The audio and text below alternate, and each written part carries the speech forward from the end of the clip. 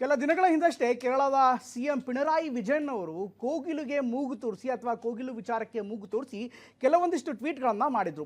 ಈಗ ಅದೇ ಪಿಣರಾಯಿ ವಿಜಯನ್ ಸರ್ಕಾರ ಕೇರಳದ ಗಡಿನಾಡ ಕನ್ನಡ ಶಾಲೆಯ ಮೇಲೆ, ಕನ್ನಡ ಭಾಷೆಯ ಮೇಲೆ, ಕನ್ನಡದ ಅಸ್ಮಿತೆಯ ಮೇಲೆ ದಬ್ಬಾಳಿಕೆಯನ್ನು ಮಾಡ್ತಾ ಇದೆ. ಹೊಸ ಭಾಷಾ ನೀತಿಯನ್ನು ಅಳವಡಿಸಿ ಕನ್ನಡ ಸೇರಿದಂತೆ ಇನ್ನಿತರ ಭಾಷೆಗಳು ಪ್ರಮುಖವಾಗಿ ಕೇರಳದಲ್ಲಿರುವಂಥ ಕಾಸರಗೋಡಿನ ಸುತ್ತಮುತ್ತಲೂ ಇರುವಂಥ ಕನ್ನಡದ ಶಾಲೆ ಮೇಲೂ ಕೂಡ ದಬ್ಬಾಳಿಕೆ ಆಗ್ತಾ ಇದೆ. ಈ ಹೊಸ ಭಾಷಾ ನೀತಿಯ ಪ್ರಕಾರ ಮಲಯಾಳಂ ಆದ್ಯತೆಯ ಮೇರೆಗೆ ಮೊದಲ ಭಾಷೆಯಾಗಿ ಕಡ್ಡಾಯವಾಗಿ ಪಠಿಸಬೇಕು ಅನ್ನುವಂಥ ಒಂದು ಸೂಚನೆಯನ್ನು ಕೊಡಲಾಗಿದೆ. ಇದರ ಜೊತೆಗೆ ಇದೇ ವಿಚಾರಕ್ಕೆ ಸಂಬಂಧಪಟ್ಟಂತೆ ಬಿಜೆಪಿ ಮತ್ತು ಕಾಂಗ್ರೆಸ್ ನಡುವೆ ಕೂಡ ಮತ್ತೊಂದು ಸುತ್ತಿನ ಸಮರ ಎದುರಾಗ್ತಾ ಇದೆ. ಕಾರಣ ಏನಪ್ಪ ಅಂದರೆ, ಅತ್ತ ಕೋಗಿಲು ವಿಚಾರಕ್ಕೆ ಕಾಂಗ್ರೆಸ್ನ ವೇಣುಗೋಪಾಲ್ ನೇರವಾಗಿಯೇ ಟ್ವೀಟ್ ಮಾಡಿ ಸೂಚನೆ ಕೊಟ್ಬಿಟ್ಟಿದ್ರು. ಈಗ ವೇಣುಗೋಪಾಲ್ ಏನು ಮಾಡ್ತಾರೆ, ಅವರ ನಿಲುವೇನು ಅಂತ ಅತ್ತ ಬಿಜೆಪಿ ಪ್ರಶ್ನೆ ಮಾಡ್ತಾ ಇದೆ. ಇದಕ್ಕೆ ತುಂಬ ರಕ್ಷಣಾತ್ಮಕವಾದಂಥ ಆಟವನ್ನು ಕಾಂಗ್ರೆಸ್ ನಾಯಕರು ಆಡ್ತಿದ್ದಾರೆ. ಹಾಗಾದರೆ ಏನಾಗ್ತಾ ಇದೆ ನೋಡೋಣ ಬನ್ನಿ. ಕೇರಳದ ಕನ್ನಡ ಶಾಲೆಗಳಲ್ಲಿ ಮಲಯಾಳಂ ಹೇರಿಕೆ, ಕನ್ನಡಿಗರು ಕೊತ. ಕಾಸರಗೋಡು ಚಲೋ ಅನ್ನುವಂಥ ಕಾರ್ಯಕ್ರಮವನ್ನು ಹಾಕೊಂತೀವಿ. ಬೆಂಗಳೂರಿನಲ್ಲಿ ಕೇರಳ ರಾಜಕೀಯ ಆಯಿತು, ಇದೀಗ ಭಾಷೆ ಮೇಲೆ ಪ್ರಹಾರ. ಇದು ಸಂವಿಧಾನ ವಿರೋಧಿಯಾದ ನಡವಳಿಕೆ ಆಗ್ತದೆ. ಖಂಡಿಸಿದ ಸಿಎಂ ಸಿದ್ದರಾಮಯ್ಯ, ಕೆಸಿವಿ ರಾಜಕೀಯ ಎಂದು ಬಿಜೆಪಿ ಸಮರ. ನಾನೇನು ಹೇಳ್ತಾ ಇದ್ದೇನೆ, ಇದನ್ನು ಮೊದಲೇ ಆಜ್ಞೆಯನ್ನು ಹಿಂತಕ್ಕೋಬೇಕು. ಅಲ್ಲಿ ಕನ್ನಡ ಮಾತಾಡೋರೇ ಅತಿ ಹೆಚ್ಚು ಜನ ಇರುವಂಥದ್ದು. ರಿಯಲ್ ಮುಖ್ಯಮಂತ್ರಿ ವೇಣುಗೋಪಾಲ್. ನಮ್ಮ ಸರ್ಕಾರದಿಂದ ನಾವು ಪ್ರೊಟೆಸ್ಟ್ ಮಾಡಬೇಕು. ಕನ್ನಡ ಭಾಷೆ, ಸಂಸ್ಕೃತಿ, ನೆಲ, ಜಲ ಅಂತ ಬಂದ್ರೆ ಸುಮ್ಮನಿರೋ ಪ್ರಶ್ನೆ ಇಲ್ಲ. ದಿಟ್ಟವಾಗಿ ಹೋರಾಡಬೇಕು. ಎಲ್ಲ ರಾಜಕೀಯ ಬದುಕಿಟ್ಟು ಪ್ರತಿಯೊಬ್ಬರು ಖಂಡಿಸಬೇಕು. ಯಾರ ಒತ್ತಡಕ್ಕೂ ಮಣಿಯಬಾರದು. ಆದರೆ ಇದೀಗ ಕನ್ನಡಿಗರ ಮೇಲೆ ಕೇರಳ ಸರ್ಕಾರದ ದಬ್ಬಾಳಿಕೆ ಯಾರು ಸಹಿಸಿಕೊಳ್ಳೋಕೆ ಆಗೋದಿಲ್ಲ. ಕೇರಳದ ಕನ್ನಡ ಶಾಲೆಗಳಲ್ಲಿ ಮಲಯಾಳಂ ಹೇರಿಕೆ ಕನ್ನಡಿಗರನ್ನ ಕೊತ ಅಂತ ಕುದಿಯುವಂತೆ ಮಾಡಿದೆ. ಅರಸು ದಾಖಲೆ ಮುರಿದ ವೀರರೇ, ನಿಮ್ಮ ಮುಂದಿನ ನಡೆ ಏನು? ಈಗ ಏನ್ ಮಾಡ್ತೀರಿ ಹೇಳಿ?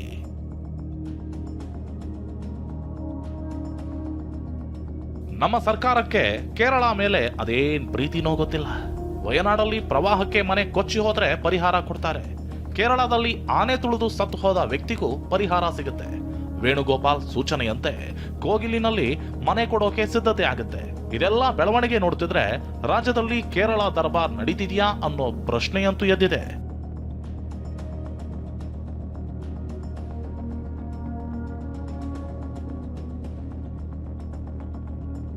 ಮಲಯಾಳಂ ಭಾಷಾ ಮಸೂದೆ 2025 ಮೂಲಕ ಕಿರಿಕ್.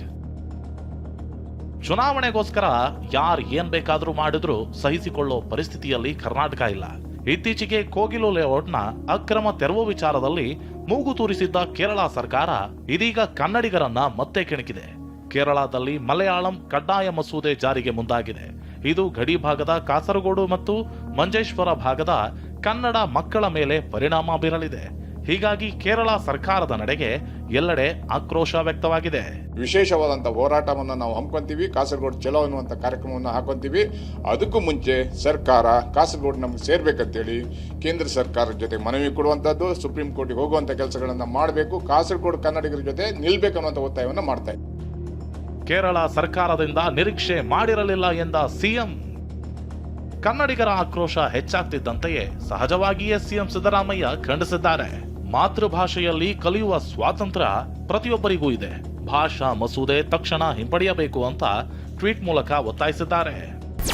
ಇದು ಭಾಷಾ ಸ್ವಾತಂತ್ರ್ಯದ ಮೇಲಿನ ಪ್ರಹಾರವಾಗಿದೆ ಎಂದು ಹೇಳಲು ವಿಷಾದಿಸುತ್ತೇನೆ. ಇಂತಹದ್ದೊಂದು ಕಾನೂನು ಜಾರಿಗೆ ಬಂದರೆ ಕೇರಳದ ಗಡಿ ಜಿಲ್ಲೆಗಳಲ್ಲಿ, ಮುಖ್ಯವಾಗಿ ಕಾಸರಗೋಡಿನಲ್ಲಿ ವಾಸಿಸುತ್ತಿರುವ ಕನ್ನಡಿಗರು ಮಾತೃಭಾಷೆಯನ್ನು ಕಲಿಯುವ ಅವಕಾಶದಿಂದ ವಂಚಿತರಾಗಲಿದ್ದಾರೆ. ಭಾಷಾ ಅಲ್ಪಸಂಖ್ಯಾತರ ಮೂಲಭೂತ ಹಕ್ಕನ್ನು ದಮನ ಮಾಡುವ ಇಂತಹ ನಡೆಯನ್ನು ಕೇರಳದ ಕಮ್ಯುನಿಸ್ಟ್ ಸರ್ಕಾರದಿಂದ ನಾವು ನಿರೀಕ್ಷಿಸಿರಲಿಲ್ಲ. ಪಿಣರಾಯಿ ವಿಜಯನ್ ನಡೆಗೆ ಕೇರಳ ಕನ್ನಡ ಶಾಲೆಗಳ ಆತಂಕ ಏನು ಅನ್ನೋದನ್ನೇ ಬ್ರೀಫ್ ಆಗಿ ನೋಡೋದಾದ್ರೆ, ಕಾಸರಗೋಡು ಮತ್ತು ಮಂಜೇಶ್ವರದಲ್ಲಿ ಹೆಚ್ಚಿನ ಸಂಖ್ಯೆಯಲ್ಲಿ ಕನ್ನಡಿಗರಿದ್ದಾರೆ. ಕಾಸರಗೋಡಿನಲ್ಲಿರುವ ಕನ್ನಡಿಗರು ಕನ್ನಡವನ್ನ ಉಳಿಸಲು ಹೋರಾಟ ಮಾಡ್ತಿದ್ದಾರೆ. ಕೇರಳದಲ್ಲಿ ಮಲಯಾಳಂ ಭಾಷಾ ಮಸೂದೆ ತರಲು ಮುಂದಾಗಿರೋದು ಗಡಿ ಭಾಗದ ಕನ್ನಡಿಗರಿಗೆ ಕುತ್ತು ಬರಲಿದೆ. ಕಾಸರಗೋಡಿನಲ್ಲಿ 194ಕ್ಕೂ ಹೆಚ್ಚು ಕನ್ನಡ ಮಾಧ್ಯಮ ಶಾಲೆಗಳಿವೆ. ಒಂದ್ ವೇಳೆ ಮಲಯಾಳಂ ಭಾಷಾ ಮಸೂದೆ ಮಂಡನೆಯಾದ್ರೆ ಕನ್ನಡ ಮಾಧ್ಯಮ ಶಾಲೆಗಳು ಮಲಯಾಳೀಕರಣವಾಗಲಿವೆ ಎಂಬ ಆತಂಕ ಎದುರಾಗಿದೆ. ಹೀಗಾಗಿಯೇ ಕನ್ನಡದ ಮಕ್ಕಳ ರಕ್ಷಣೆಗೆ ಸರ್ಕಾರ ಮುಂದಾಗಬೇಕು ಅಂತ ರಾಜ್ಯ ನಾಯಕರು ಹೇಳಿದ್ದಾರೆ. ಪಕ್ಷಾತೀತವಾಗಿ ಕೇರಳ ಸರ್ಕಾರದ ನಡೆಯನ್ನ ಖಂಡಿಸಿದ್ದಾರೆ. ಹಿಂದಿ ಹೇರಿಕೆ ಅಂತಿದ್ದ ಸಿಎಂ ಸಿದ್ದರಾಮಯ್ಯ ಇದೀಗ ಮಲಯಾಳಂ ಹೇರಿಕೆ ಮಾಡ್ತಿದ್ದಾರೆ. ಅದಕ್ಕೆ ಏನು ಹೇಳ್ತೀರಿ? ಯಾವಳೋ ಅವಳು ರಾಷ್ಟ್ರಪತಿ ದ್ರೌಪದಿ ಮುರ್ಮು ಅಂದ್ರಿ ಅಲ್ವಾ? ಇದೀಗ ನಿಮ್ಮದೇ ಸ್ಟೈಲ್ನಲ್ಲಿ ಯಾವನೋ ಅವನು ವೇಣುಗೋಪಾಲ್ ಅಂತ ಕೇಳಿ ನೋಡೋಣ. ವಿಪಕ್ಷ ಬಿಜೆಪಿಗಂತೂ ತಾಕತ್ತಿಲ್ಲ. ಇದೀಗ ನಿಮ್ಮದೇ ಸರ್ಕಾರ ಇದೆ ಅಲ್ವಾ? ಕೇಳಿ. ಇಲ್ಲಿಂದ ನೀವು ಏನೇ ಟ್ವೀಟ್ ಮಾಡಿದ್ರು ಕೇರಳ ಸಿಎಂ ಕ್ಯಾರೆ ಮಾಡೋದಿಲ್ಲ, ನೆನ್ಪಿಟ್ಕೊಳ್ಳಿ.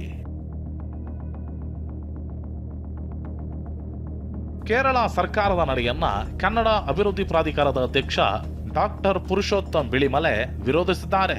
ಒಂದು ಮೈನಾರಿಟಿ ಭಾಷೆ ಇರುವ ಪ್ರದೇಶದಲ್ಲಿ ಅಲ್ಲಿಯ ಮಕ್ಕಳು ಮಾತೃಭಾಷೆಯಲ್ಲಿ ಕಲಿಬೇಕು ಎಂಬುದು ಸಂವಿಧಾನ ಮಕ್ಕಳಿಗೆ ಕೊಟ್ಟ ಹಕ್ಕು ಮತ್ತು ಯುನೆಸ್ಕೋ ಜಗತ್ತಿನ ಎಲ್ಲರಿಗೂ ಕೊಟ್ಟ ಒಂದು ಸಂದೇಶ.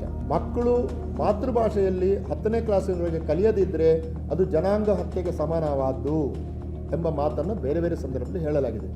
ಈ ಆದೇಶ ಹೀಗೆ ಇರುವಾಗೆ ಜಾರಿ ಬಂದರೆ ಇದು ಸಂವಿಧಾನ ವಿರೋಧಿಯಾದ ನಡವಳಿಕೆ ಆಗ್ತದೆ, ಯುನೆಸ್ಕೋ ಕೊಟ್ಟ ಆದೇಶದ ವಿರೋಧಿ ನಡವಳಿಕೆ ಕೂಡ ಆಗ್ತದೆ.